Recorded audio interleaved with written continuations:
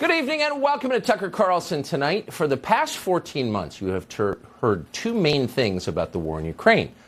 The first is that the war in Ukraine is a war of national sovereignty. It is not a proxy battle between superpowers. Russia invaded Ukraine. That was immoral. The United States supports Ukraine because the United States supports democracy. But the United States itself is not at war with Russia. This is Ukraine's war to fight.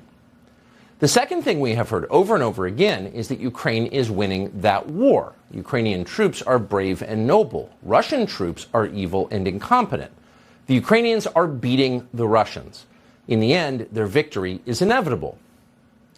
Now, you're very familiar with these points because you have heard them every day since last February. You've heard them repeated by every power center in the United States, the Pentagon, the White House, the leaders of both parties in Congress, CEOs, and celebrities.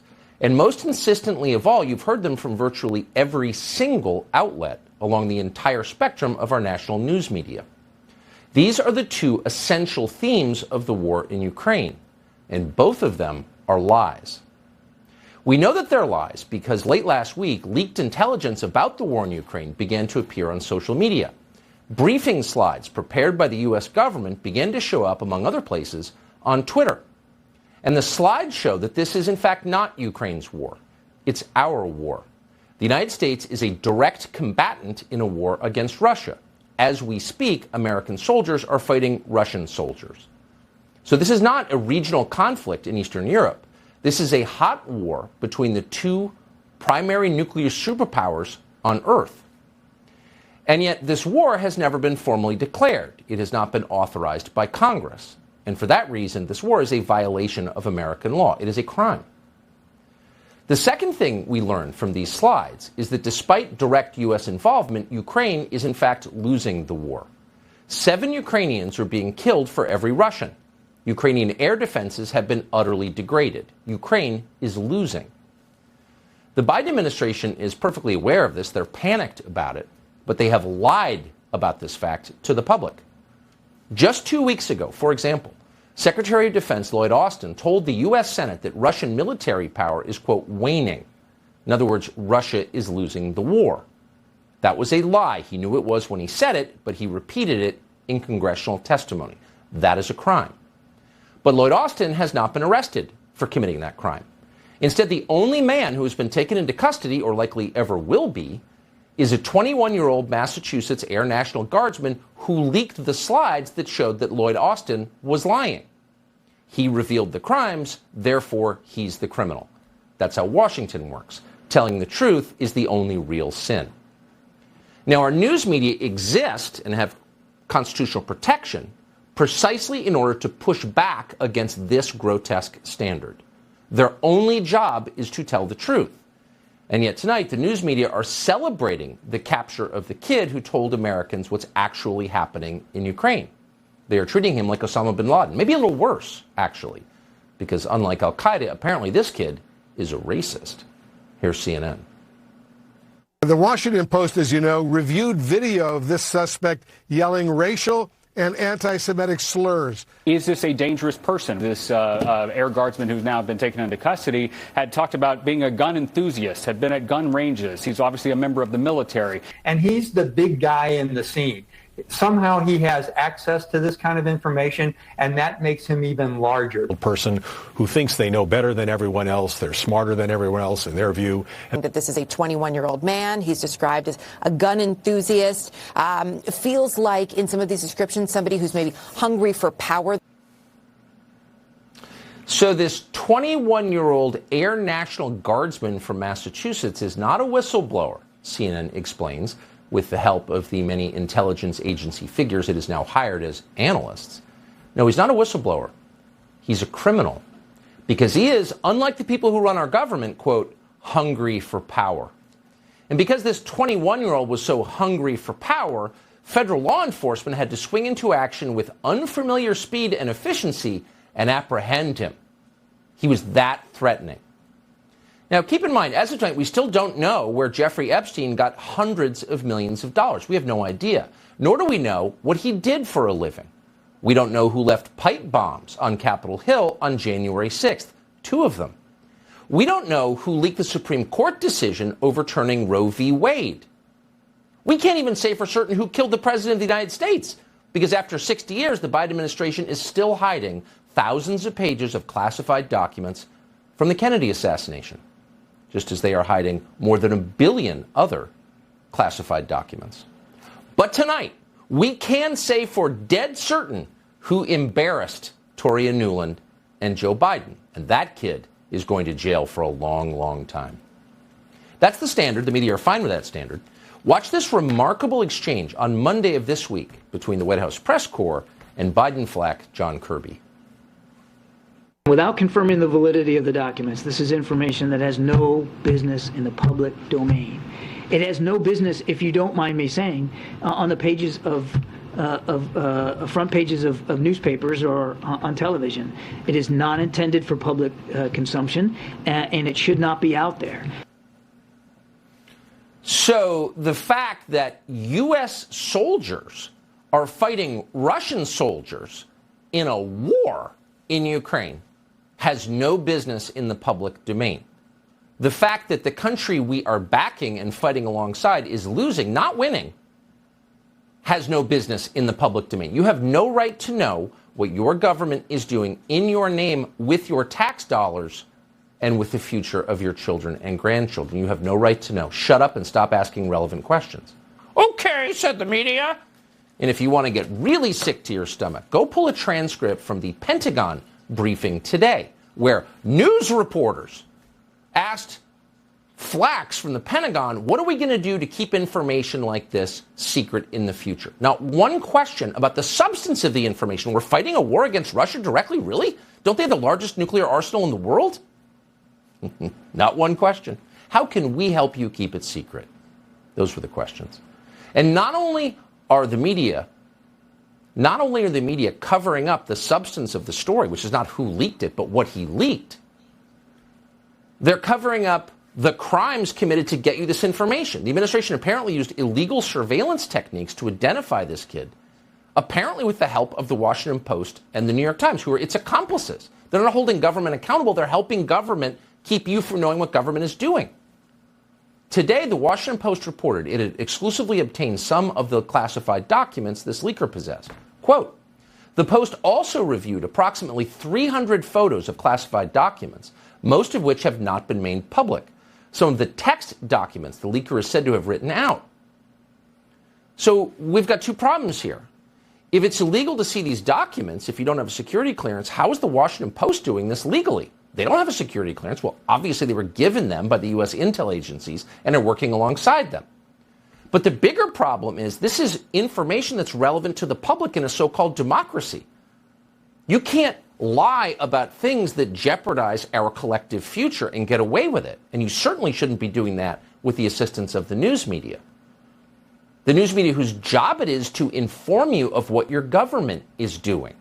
But instead they are working actively late into the night to lie to you on behalf of their masters in permanent Washington.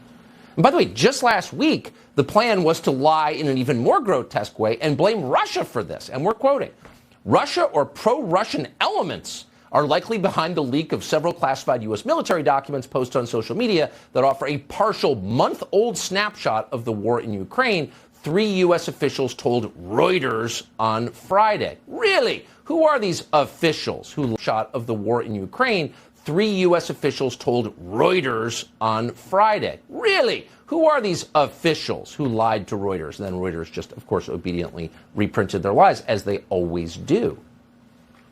News agencies print what they are told to print by the intel agencies, no matter how ridiculous it is, no matter how much dignity and self-respect they exchange in return for doing it. So what's happening to this leaker now is what happens to anyone who contradicts the national security state and their obedient servants in the media. You go to prison so the media can continue to tell you lies. Here's MSNBC, for example, assuring its viewers that everything's just fine. What the Russians didn't understand was that they were going into the lion's den. That kind of what we would say in the military, this force multiplier, made the Ukrainian army quite literally unbeatable. They are winning Russia is going to lose this war. Every last person has said exactly what Malcolm just said. They're going to win this war. It's not a matter of if, but when. 14 months in, they are simultaneously telling you that Ukraine's victory is inevitable, mostly because of the moral power they possess. But at the same time, you need to send tens or hundreds of billions of dollars more in advanced weapons systems to Ukraine to keep them from losing. What will they say now that we know the truth and that we know that they lied to us, not just the U.S. government, but the U.S. news media? Please, sir, we've done what you told us. Go away and come back tomorrow. You've had plenty of time already. Yeah. Oh. Come on, man.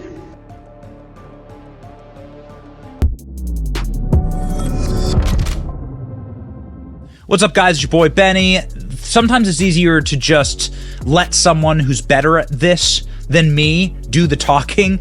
Tucker Carlson's monologue from last night was perfection. Breaking down the lies that our government has told us and then the protectionism of the media of our superstate. Some people call it the deep state, the national security state. Those people actually run the media. The media are their protectors. Why do you think the Washington Post and the New York Times were the ones to out who this leaker actually was? I wonder, are they have better access to spy on Americans? The New York Times and the Washington Post, have you ever checked out the op-ed pages? These organizations are run by some of the dim-witted and stupidest Americans that you can possibly find. So no, of course not.